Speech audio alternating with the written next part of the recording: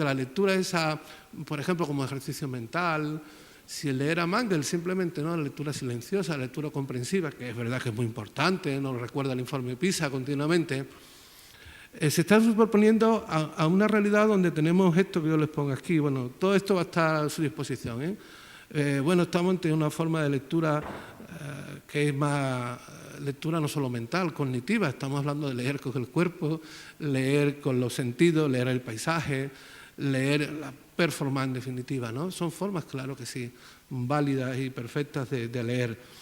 Estos neologismos prosumidor, escrilector, tiene mucho sentido, porque antes éramos la etapa del canon, del lector genio, de lo que estudiábamos en bachillerato antiguo, y hoy realmente vemos que es otra tipología, que no es que se lea necesariamente menos, sino que los chicos, o los jóvenes, o los fans, pues son auténticos prosumidores.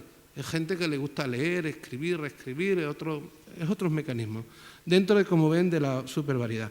Hasta el punto, por ponerles este ejemplo, que yo cuando ahora en animación a la lectura enseñamos, esta es una de las diapositivas que ponemos obligatoria, ¿no?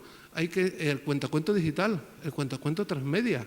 Ya el narrador oral es una parte. Ahora un chico recibe un universo de ficción, lo que quieran, ¿no? Alien, Caperucita Roja, pero lo puede recibir en múltiples soportes y medios. Y además son todos válidos en el sentido que son envolventes, son referentes. Es probable que un chico no haya oído hablar de los hermanos Grimm. Ahora mismo, ayer estábamos descargando en el iPad los cuentos de Poe. Han hecho una cosa preciosa con los cuentos de Poe. Entonces, necesariamente eso no es ni mejor ni peor, son otros soportes, ¿no? Y esto que tienen ahí, pues bueno, se ve muy mal, pero pueden ver, ahí está Facebook, están los fans, está YouTube, está las series de televisión. Claro, todo eso son cuentas, son transmedia.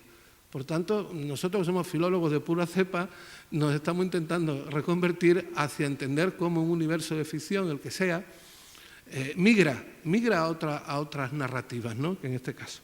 Por tanto, por eso he puesto con cierta ironía lo del nuevo Catón. Nosotros tenemos que ser efectivamente personas muy polialfabetizadas si queremos crear lectores polivalentes y gente crítica y gente abierta a los medios, ¿no?, capaz de procesarlo. Que las nuevas textualidades, al insistir en la idea del texto corrido, el texto continuo, hoy ya en un ebook, ¿dónde está el texto? ¿Dónde está el capítulo 1, el 2, el 3? Ya mucho más allá del experimento de Cortázar, hoy lo que tenemos son auténticos hipertextos, en fin, una cultura que se va a imponer, no hace falta que hagamos gran cosa, ¿no? Es decir, ya casi en el aspecto positivo nosotros vamos a poder leer trozos de trozos, trozos de trozos.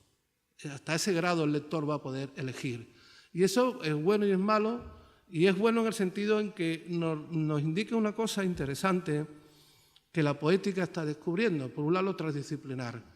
Y ahí me refería a la idea de esta analogía de lo sólido, lo líquido, lo gaseoso. Lo líquido es aquello que no tiene forma, como el agua, se adapta, o no tiene una forma tangible, acotable. Entonces, por ejemplo, una novela burguesa tiene una estructura, un principio, un nudo, un desenlace, esas cosas que estudiábamos, ¿no? Una saga, ya te hablamos de Olvidado Rey Vudú, una saga no es una novela, una saga es una estructura elástica, como un chicle, que puede tener 1 o 3000 páginas. Luego, evidentemente, esa poética del texto continuo nos obliga a pensarlo de otra manera. No tiene principio ni fin, se puede entrar de muchos lados, se adapta a muchos recipientes. Por ejemplo, piensen ustedes lo que a mí de verdad me gusta, las leyendas. No hay nada más líquido ni más evanescente que la realidad. Un cuento, un mito, una leyenda se puede troquelar en cualquier recipiente. Ustedes la pueden convertir en un texto escrito, en una película, en un manga, en lo que quieran, precisamente por esa labilidad que tiene de estructura. No es Galdós. Bien, para que esto lo vean muy brevemente, les tengo... esta es un poco la idea, el hipertexto, el texto continuo, la narración serial, que no es una tontería, no es un mecanismo para vender más televisión. La narración serial, que no es la novela por entrega del siglo XIX, es la manera en que nosotros nos sumergimos en universos de ficción. Y tú eliges Perdido, eliges lo que te da la gana, pero la gente se engancha, es como... Y no se puede poner, por eso sería una estupidez poner varios capítulos seguidos, aunque lo hacen porque necesita como el vino, ¿no? Necesita que tú te aposentes en ese universo, que lo vayas explorando. Y según tú lo vas explorando, la propia productora va modificando el relato. Esa es la base, es como un hipertexto, ¿no? Piensen ustedes en el mediador, en nosotros, cómo nosotros podemos dar ese pequeño grano que probablemente dentro de lo complicado y lo complejo que está todo, pueda crear ese efecto en cadena. No me extiendo más, pero pueden verlo en la bibliografía. Es muy interesante esta teoría porque hace una lectura positiva de la catástrofe.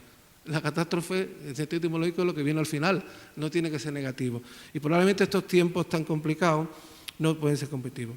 En ese sentido, la propuesta que se le hacíamos es cómo la lectura, ahí tiene un ejemplo, puede ser factor de desarrollo comunitario. Eso son unas jornadas en Cantabria, evitando, por supuesto, la exclusión cultural, algo de lo que habla Chartier abajo, ¿no?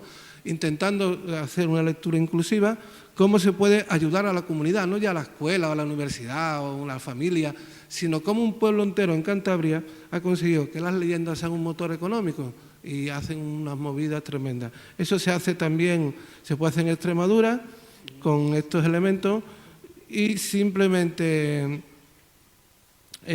para darle paso a mi compañero, decirles que la red de universidades lectoras es una estructura de agrupaciones de redes que tiene, en esa página lo pueden ver todo, tienen actividades de emprendimiento, porque el emprendimiento social y la lectura deben ir de la mano, como están las situaciones, ¿no? Y que tiene, que es lo que ustedes han recibido ahí, un máster de gestión emprendedora donde intenta efectivamente enseñar la lectura como emprendimiento social.